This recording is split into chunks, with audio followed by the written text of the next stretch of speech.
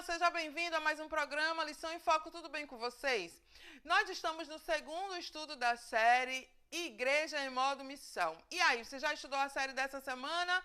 Pega aí a sua liçãozinha e vem pra cá para uns grifos. O tema desta semana é uma comunidade que cultua com ordem. Se liga, o programa Lição em Foco está começando.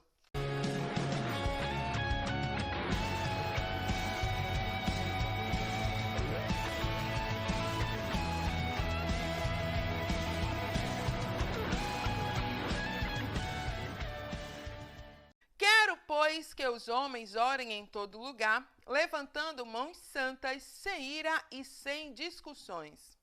O culto público ele tem alguns objetivos. O primeiro é adorar a Deus, afinal nós oferecemos ao Senhor um culto racional como oferta viva diante do altar do Senhor.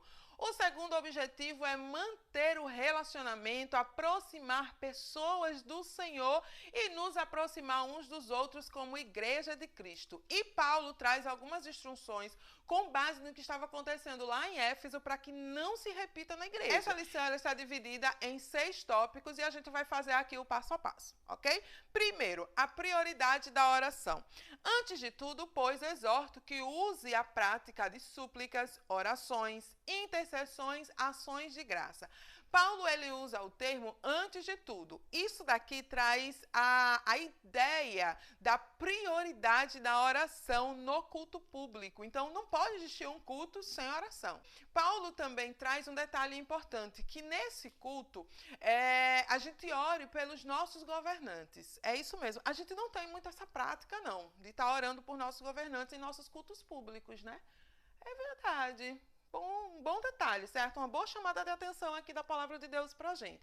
Independente de qualquer segmento político que você tenha, independente se você gosta ou não de quem está sentado nas cadeiras do Senado, das câmaras, da presidência, independente disso, Paulo está nos chamando a atenção para orarmos por nossos governantes. Isso também é uma forma de mostrarmos que nós acreditamos que é Deus que está no controle de todas as coisas. E tudo o que acontece está debaixo da permissão dele.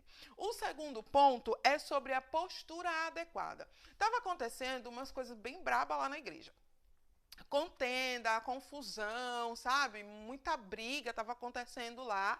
E por causa disso, né, muitas mulheres elas estavam passando por cima da autoridade dos líderes, dos homens ali.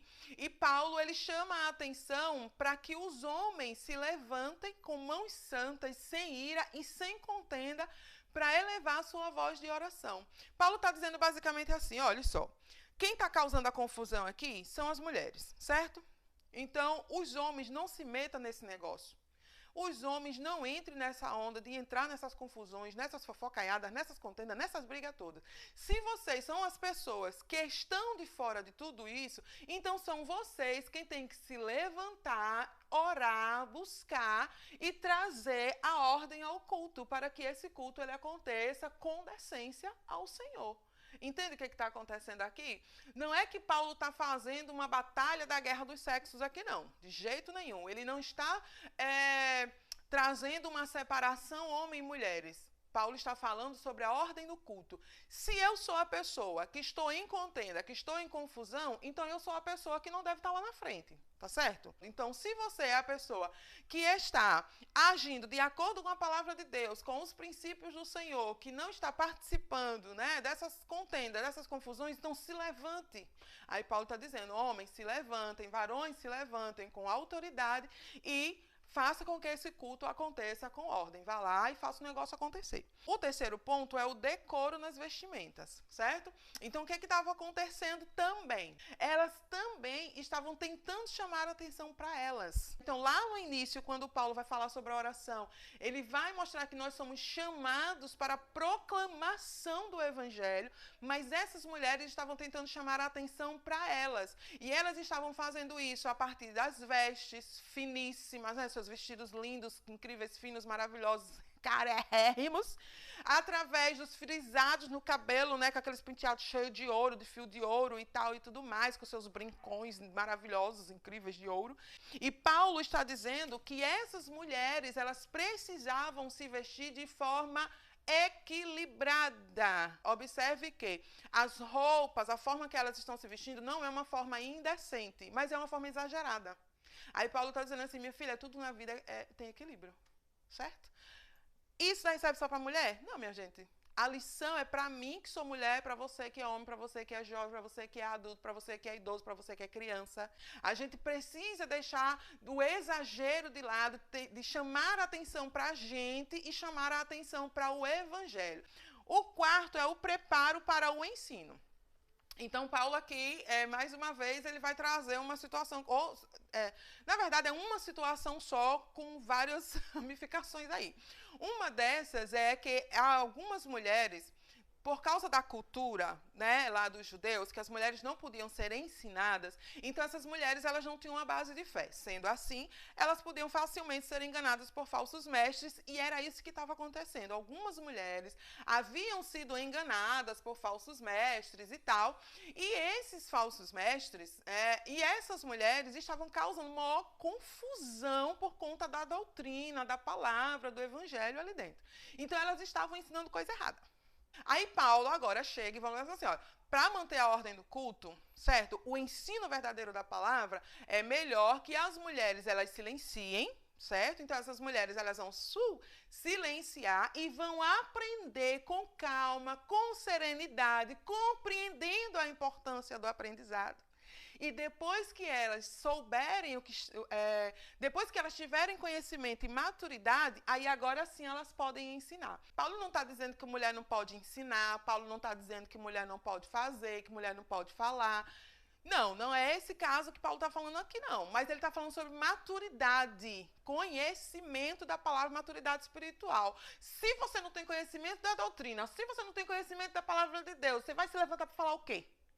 Se você não tem competência para defender a fé, você não pode se levantar para falar qualquer coisa, certo? Então, Paulo está chamando a nossa atenção para que a gente se esmere em aprender a palavra de Deus com calma, com serenidade, com vontade de aprender o evangelho verdadeiro e aí sim estarmos prontos para ensinarmos outras pessoas. E aí, você tem disposição para aprender a palavra de Deus? Tem disposição para aprender o evangelho? Então vá e faça, certo?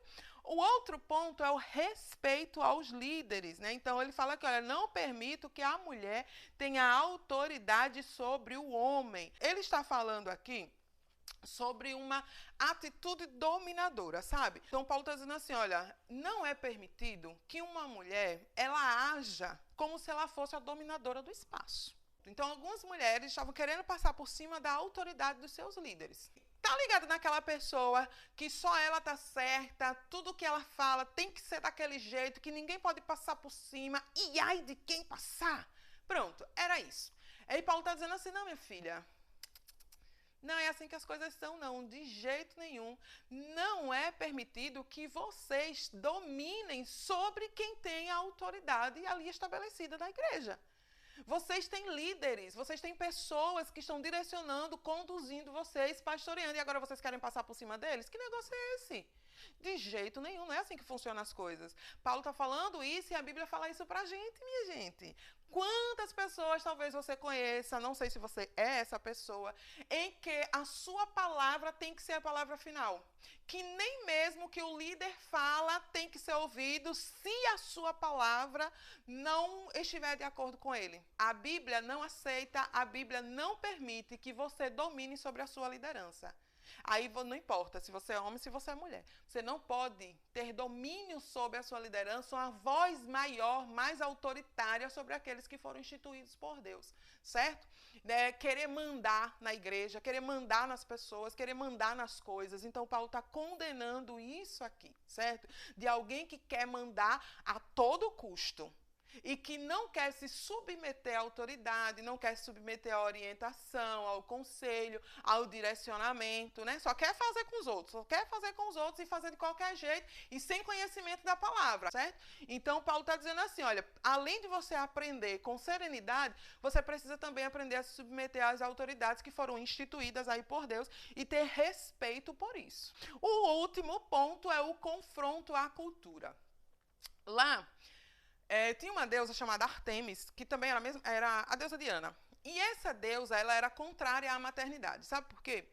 Porque, de acordo com a lenda, né, o mito lá, essa mulher, ela havia presenciado o parto de sua mãe e ela tinha visto, né, uma cena assim meio pavorosa e ela ficou traumatizada.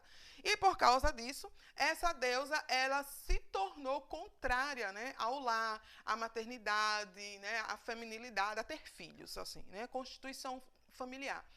E essa deusa, ela tem uma influência muito forte em Éfeso. Então, a cultura lá é das mulheres que não aceitavam a maternidade. E muitas mulheres da igreja estavam aí influenciadas, vinham influenciadas por essa cultura da cidade, por essa cultura daquele lugar. E elas também, né, além de estarem ensinando outras coisas, elas também influenciavam outras mulheres aí contra a maternidade. Aí Paulo agora vai orientar essas mulheres para mostrar para elas que, ainda que elas tenham a decisão de não ter filhos, e aí, assim, ter filhos ou não ter filhos é uma decisão pessoal do casal, na verdade, mesmo assim, elas não poderiam desvalorizar a maternidade. Entende? A gente está vivendo dias, né, dias bem tensos, assim, em relação a essa questão da maternidade, ter filho, não ter filho, aborto e tal. Então, a gente está numa cultura, assim, bem depravada e uma cultura bem insistente em relação a isso, né, que prioritariamente é a mulher, a sua carreira, a sua formação, tal, e que a maternidade ela é muito secundária e, infelizmente, existe também uma desvalorização da maternidade. A gente não está dizendo aqui que você tem que ter filhos a todo custo, mas da mesma forma que a palavra orientou aquelas mulheres, ela nos orienta hoje. Se você quer ter ou não, não desvalorize a maternidade, porque esse é um dom único, especial que Deus deu à mulher. A gente precisa entender que a família é constituição divina, que o lar é constituição divina e que isso agrada ao Senhor. Então, não desvalorize a sua feminilidade, não desvalorize a maternidade, certo?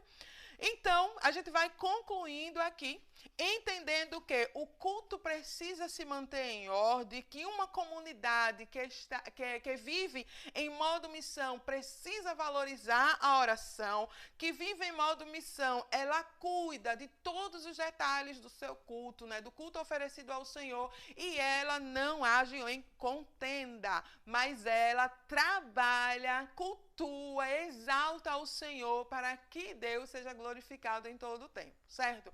E aí, consegui te ajudar com algumas coisas, algumas informações? Passa seus grifos aí e aproveita lá na Escola Bíblica, faz os seus comentários, ajuda o professor da Escola Bíblica e enriquece essa aula. Que Deus abençoe você. Até o próximo programa. Beijo!